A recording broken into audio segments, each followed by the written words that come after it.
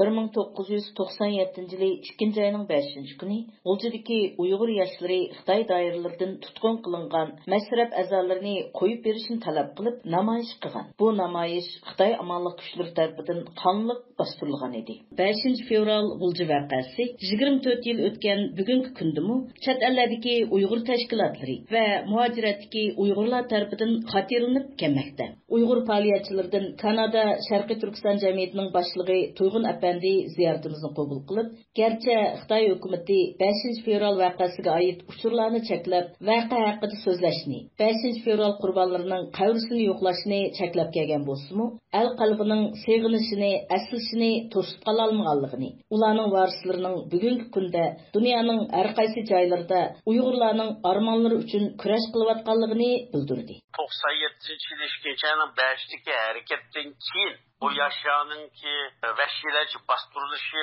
uruq tuqallarının bastırılışı şu vəqəni anlap qalğan qulaqdan qulaqqa yoki azraq xəbər bolğan həmmələrini tutub so'roq qilib müddət keçişlərdən keyin məydin cənubdakı olsun, məydin şimaldakı olsun Uyğurlarda biraz uyg'unishlar kayni-kaynidan masalan şu G'urji harakatdan keyin nurg'un yaşayanı vətəndə oyg'atdı. Vətən içində iş qila olganlik qilib, vətən içində iş qilmaganlar vətənni tashlab vətən uchun sirtqa chiqishga majbur bo'lib qoldi. Shunga ham bunda desam radio anglashlar xato bo'lib qolmasin. Nega qarasak, mayli Kanada qaraydi, mayli Amerika qaraydi, ya'ni G'uljidan chiqqan Uyg'urlar ko'proq nüfusni egallaydi. Chunki shu qirg'inchilikni o'z ko'zini ko'rgachga yoki anglagachga yoki urug' tuqqanlari, qo'lim qo'shlar shu ziyonkashlik uchragachga o'zini, jenini va bolalarini qutqizib qilish uchun vatandan ayrilgan.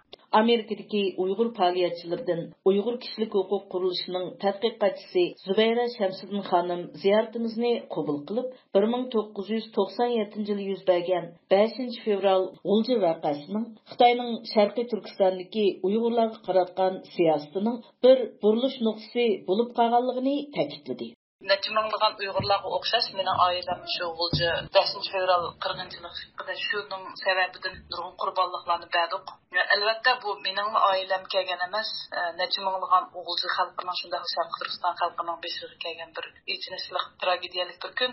O G'ulji qirg'inchiligi 97 yil 5 fevralda bo'ldi, ammo 97 yil 5 fevral bu qirg'inchilik kuni bo'lgandan keyin Uyg'ur xalqining beshig'i kelgan qirg'inchilik uningdan hech farqsiz. Chunki nurgun bolalar nurgun yoshlarni uy besib tutib ketdi. Shu petimchi yo'qolib ketdi nurgun bizning bolalarimiz. Ota-onalar bolalardan, qarindoshlardan, hatto ota-onalar, ba'zi bir ota-onalar hatto nurgun inson bundaqcha vaqtda yo'qolib ketdi, o'lib ketdi, qirilib ketdi, turmalarga solinib ketdi. Toki hozirgacha bu ahvol mavjud. Uning bildirishicha, shuningdan beri Xitoy hukumati Uyg'urlarning har qanday shakldagi namoyishlarini chekidan oshgan kuch bilan bostirishni davomlashtirib kelmoqda.